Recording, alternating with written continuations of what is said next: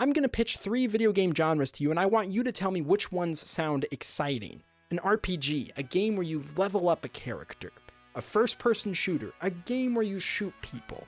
A 3D platformer, a game where you go to destinations. One of those by themselves sounds a lot less interesting than the others, at least when you break it down to its core components. And for some reason, people who like 3D platformers love 3D platformers. It's actually a little bit unhealthy. I'm saying that as someone who also loves 3D platformers. And even though I love the genre, its functionality was birthed specifically from the time that it was in. It was a genre that needed to exist in order to show people how the third dimension works within video games. Back in the late 90s, the most effective way to show what a third dimension means in the gaming industry is to have a world that's worth exploring, and 3D platformers is what made worlds worth exploring. In fact, to this day, while there aren't as many 3D platformers as there were in the late 90s, a lot of gameplay elements can be charted backwards from that original jump forward. But I'm not here to talk about other games. I want to focus on 3D platformers, specifically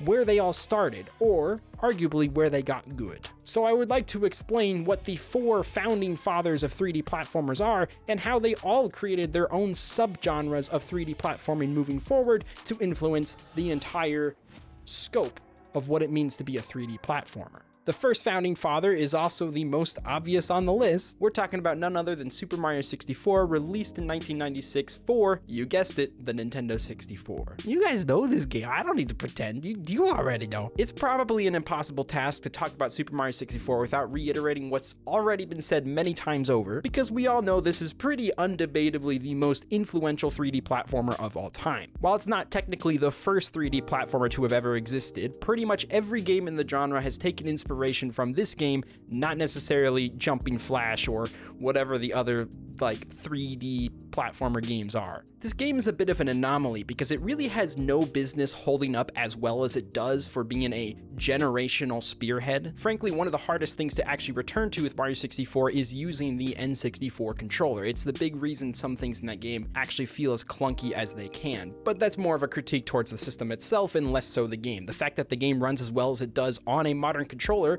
is actually massive points towards the game. Nintendo had an interesting approach of having precise and responsive mobility, while the platforms that you actually be mobile on, they themselves are broad and forgiving. You might immediately get some flashbacks to every time you've struggled in Mario 64, and trust me, I get those too. I mean, you can't avoid them when you're trying to sleep. I still get nightmares about that moving platform that has the 4 arrow buttons on them. You have to precisely step on them and then move off them, and then you fall off the platform, and it's like, well, but for the most part, the level design is very forgiving, especially when you compare to previous 2D platformers, where every jump felt like it needed to be precise or it was death. They designed the game for people who weren't even experienced in the third dimension to be able to have fun. Fun was definitely the focus of Mario 64.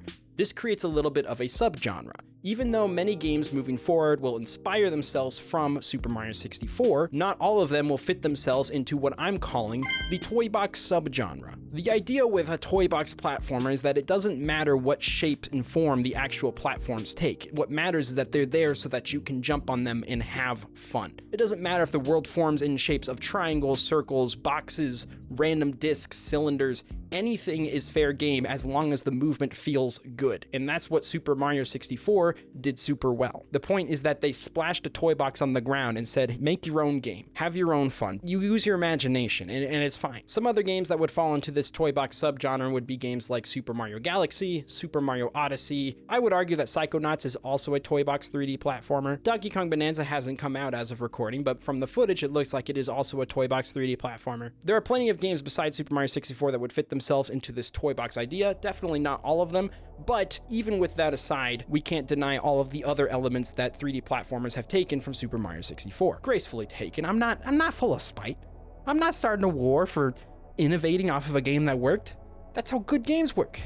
And that's why game patents probably shouldn't exist. Getting off topic. Super Mario 64 wasn't the first game to introduce collectibles, obviously. However, it really showed that in order to make that genre of move to destination exciting, you need something at the destination to reward the player for making the journey. And that's where the stars come in, and coins, but mostly the stars. Putting collectibles in areas that are hard to get to is the life force of 90% of 3D platformers that exist. It's not just the cherry on top, it is the sundae that you make the drive to the ice cream store for. It's also worth mentioning that each world has only 7 stars that you can collect, 6 if you don't count the 100 coin star, and I feel like that's such an underrated quality of the beauty of how power stars were originally implemented. They didn't need to have a star every couple feet. In fact, that would quite devalue both the value of a star, but also the accomplishment that you feel when you collect it. We don't want an ice cream sundae every 5 seconds.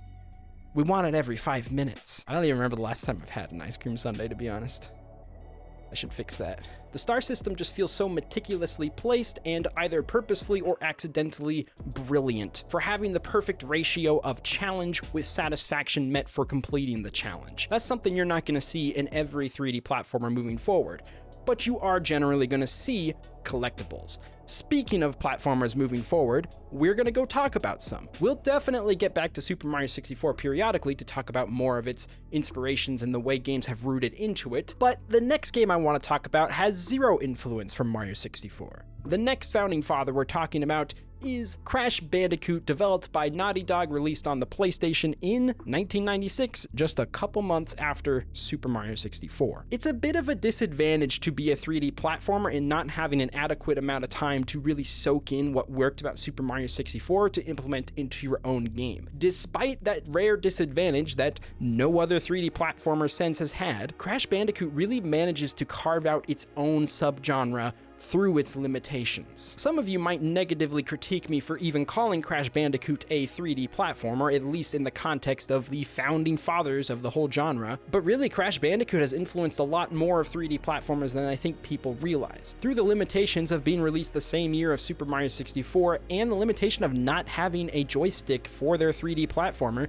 Crash Bandicoot manages to make precise platforming return with the precise movement of a D-pad, and it works relatively well. I will say, if we're talking about which game has aged better, it's pretty clear that Super Mario 64, a game made to pioneer accessibility in the third dimension, is obviously going to have aged better for players playing it again today. However, Crash Bandicoot is still a lot of fun. It's hard, but it's fun. The subgenre Crash Bandicoot created is the linear 3D platformer. While there is 3 dimensions, both visually and mechanically, a lot of it is down to a scale that's much more manageable and reminiscent of the 2D platforming days. In fact, a lot of levels are just straight up 2D platforming sections. However, we're focusing mostly on the 3D parts for now. Having more precise and less forgiving platforms work a lot better in this game than they would have in Super Mario 64, because there's a limited field of play you can actually work with. You know, chances of landing on a precise platform is just a little bit higher than when you're as expansive as Super Mario 64. And because this game's levels are not that expansive, they're actually able to pack in a lot of environmental detail that you really weren't able to experience with Super Mario 64 on its generally visually less appealing system. Basically, Crash's worlds have a lot of depth outside of the actual field of play, and it makes it more satisfying to learn more about the world that you're in, and the world feels like it has more reason for existing. It's not random blocks in the sky, it is through a jungle, up a mountain, in some caverns, in a temple. It's on this island, it's on this island, and it's on this island. A relatively thematically connected world to traverse through. With this linear subgenre, something that would become apparent is that it's much more important to clear the course than it is to actually collect collectibles inside the course, given that Crash actually doesn't have a ton of collectibles that you can collect. It has some, but not a ton. And the gameplay really just doesn't need it. So you don't have that much incentive to actually go back to previous levels you have already completed just to find a collectible. Usually that's not as satisfying as going back to a more open world, not an open world, but a more open world like you can in Super Mario 64 to grab something you missed. I think also part of what makes Crash influential was just the fact that it was on the PlayStation. It was showing, hey, we can have a 3D powerhouse IP just like Mario can. Obviously, it wasn't just like Mario, but they could at least have it, and there would be more Crash Bandicoots pretty soon after in the next couple years. Some other 3D platformers I would also put into the linear 3D platforming genre is games like Super Mario 3D Land and 3D World, KO the Kangaroo, Kirby and the Forgotten Lands, and you could also argue that Super Mario Galaxy 2 is a linear 3D platformer. It's also worth mentioning that Crash could be considered a founding father for the 2.5D platforming genre, as it had a lot of interaction between foreground and background within the side-scrolling portions, although that isn't the focus of this video. Instead, we're gonna move on. The next prominent 3D platformer of the late 90s is going to be Banjo-Kazooie, released 2 years later in 1998, developed by none other than Rare. Yes, everyone, please. Quick round of applause for Rare. The reason Banjo-Kazooie is as influential as it is because it took the foundation that Super Mario 64 set up and said, hey, we're going all out on every capacity. That's not 100% a good thing, but it is something that they did, and it definitely carved out its name as being what I'm calling the collectathon 3D platformer. I understand the term collectathon is thrown on quite a bit, sometimes even given to games like Super Mario 64, but in all honesty, it's better suited for a game that takes collectibles as seriously as Banjo does. Banjo-Kazooie set out to make large open worlds, not open worlds, but open worlds, and in order to populate the open worlds and make them actually interesting to go through, they took notes from Super Mario 64 with collectibles, but had their own little spin on it. If the journey from point A to point B is too long as it could have been in Banjo-Kazooie, then players would feel a little bit drained on their journey or just not know where to go in general. So Banjo really took this idea of collectibles that direct the player to every inch of the map, not just to random corners, but actually in lines, taking you on the pathways that you are supposed to walk. And there's a lot of great things that come with that. If you are a collection fan like myself, it is fun to go around collecting the different musical notes while also collecting the puzzle pieces and everything else that you can collect. And they did a pretty good job at distinguishing weight between all these collectibles. They don't have all the same value, and if they did, it would feel overwhelming and superfluous to collect much of the same thing with varying degrees of challenges, but having the same level of reward. The reason the collectathon approach works so well with bigger worlds is because it gives you more incentive to go and appreciate areas of the world that you wouldn't normally appreciate because there was no musical notes to take you there. So Banjo introduces more detailed worlds, similar to what we've seen with Crash, except now done in a more open scale. Checkmate, take that, atheists. That won't work. This time around, even more so than Crash, platforms don't feel out of place. They're very much integrated into the design of the world. If something plateaus or halts or builds a path, it's because there is a structure that makes sense inside of that individual world. That's something that really distinguishes the collectathon subgenre from the toy box subgenre. The platforms are integrated within the world. There are also some inherent struggles with introducing this though, especially for the time that Banjo did. Mario 64 really understood its hardware limitations. In order to keep the mobility as fluent as it was, worlds were generally condensed and multi-purposed for individual challenges because it would make the system run a much more solid frame rate, which turns out is a pretty helpful thing to have for 3D platformers, especially to maintain responsive controls. Something you'll notice when you do play Banjo is that its mobility aspects are a lot less responsive than what's in Super Mario 64. Sometimes genuinely by the frame count from input to execution, it's less responsive. And I don't want to get too much into the weeds of the technical prowess, that's really not my area of expertise, but it becomes clear when playing both games side by side. Super Mario 64 is the responsive one, Banjo-Kazooie is the lagged one. Another thing is that because Super Mario 64 had more simplified worlds, you weren't running into camera issues nearly as much as you do in Banjo-Kazooie, at least by my personal experience. Banjo is also inherently more complicated to play because of its upgraded utility belt, which is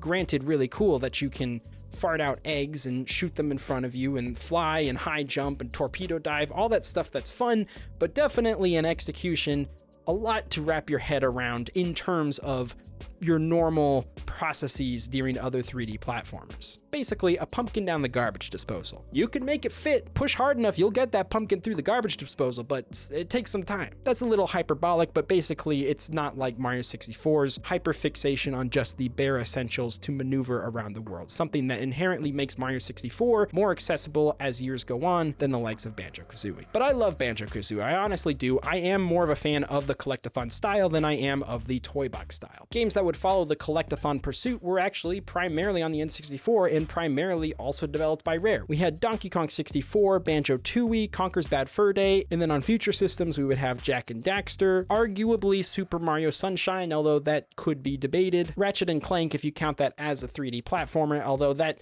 could arguably be its own subgenre as action platformer or action narrative platformer. I don't know how deep in the weeds you want to get. In modern day, the genre's not seen as much. It's mostly just indie games like Yooka-Laylee and A Hat in Time that have really attempted to bring back that spark, although it hasn't had a new renaissance with AAA developers yet. But we're not quite done with all of the different subgenres that were introduced in the late 90s. The next founding father, also released in 1998, is Spyro the Dragon, developed by Insomniac Games for the PlayStation. And I'll be the first to say it, of all of these founding fathers I'm talking about today, this is probably one of the less influential ones. And that's not a shot against Spyro. It has its place in the universe, and it was successful enough for them to make several more games moving forward. But I'll be honest, it is interesting playing both Banjo and Spyro side by side because one feels a little bit higher caliber than the likes of Spyro, but part of Spyro's low caliber approach is what makes the game special and influential in its own way. I've praised Mario 64 a lot for its accessibility in mobility specifically.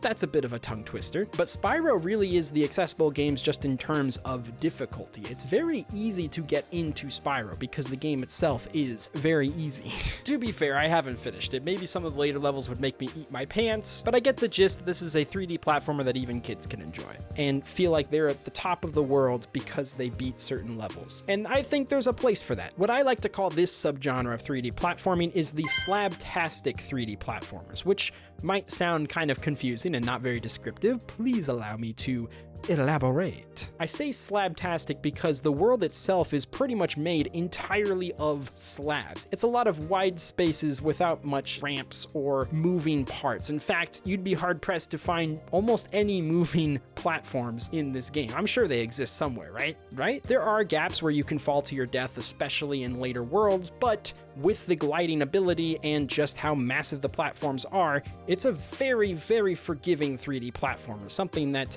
even Mario 64 has to look at and be like, wow, I thought I was forgiven.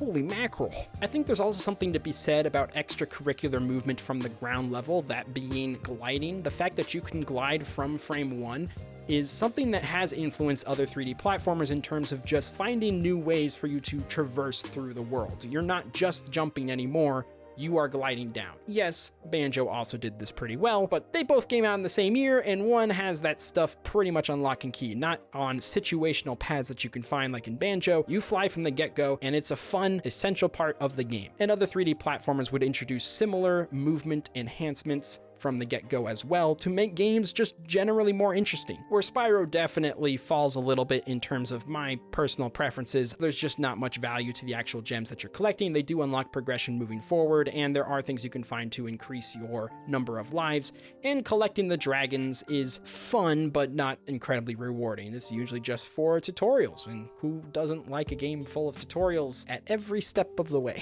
You can skip them, it's not like a bad thing, it's just not that rewarding. Overall, I do think it deserves its place on the Founding Fathers list because there has been many other slabtastic 3D platformers to exist after the likes of Spyro. Games like the Lucky Tail series, De Blob. As crazy as it sounds, Journey really feels like an evolved version of Spyro, although calling it a slabtastic 3D platformer might be disingenuous. I don't have a PS5 and I have not played Astrobot, but looking at some of the level design, it does look rather slabtastic inspired. Let's take that with a grain of salt.